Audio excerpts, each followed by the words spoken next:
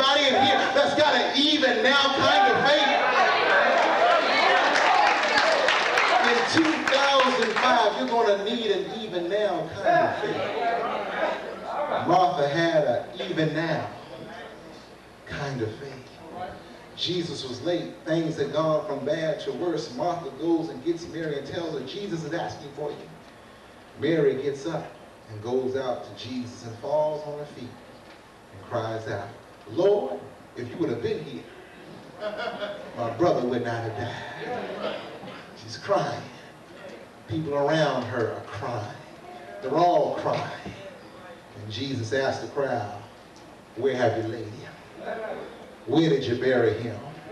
That was a question for them, but the question for us is, sister, when did you decide that this was final? Brother, when did you decide that that was the end?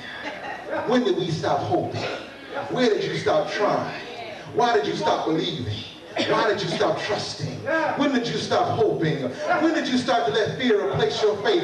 Where did you let your circumstances become greater than what God can do? Where did you lay them is a question Jesus asks.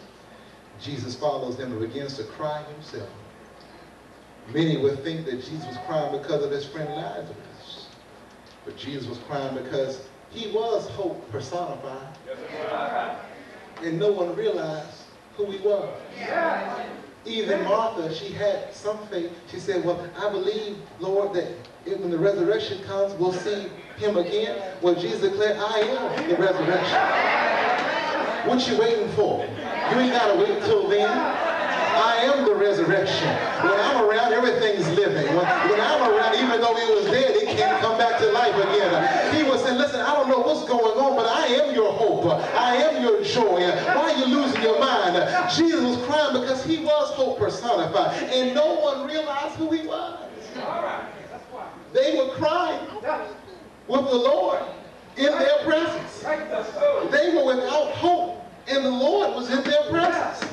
Jesus was crying because they didn't know who he was. And I think the Lord in heaven is still sometimes shedding a tear because some of us come to church week after week in the presence of the Lord on a regular basis and still are walking around as those who have no hope. That is why even Paul responds in 1 Thessalonians chapter 4 verse 13 to some people's concerns about the dead in Thessalonica. He says, listen, we don't mourn as those that do not have any hope. What he was saying is that the child of God always has hope.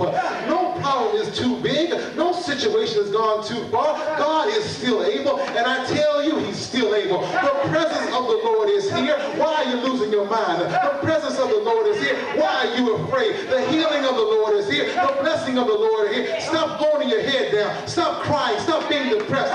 You are about to see the goodness of the Lord in the land of the living. Baby, you're about to get double for all your trouble. Why are you losing your mind? Listen, your latter days are going to be greater than your former days. That's what God told Job. Listen, if you give up now, you're going to miss out on what's happening.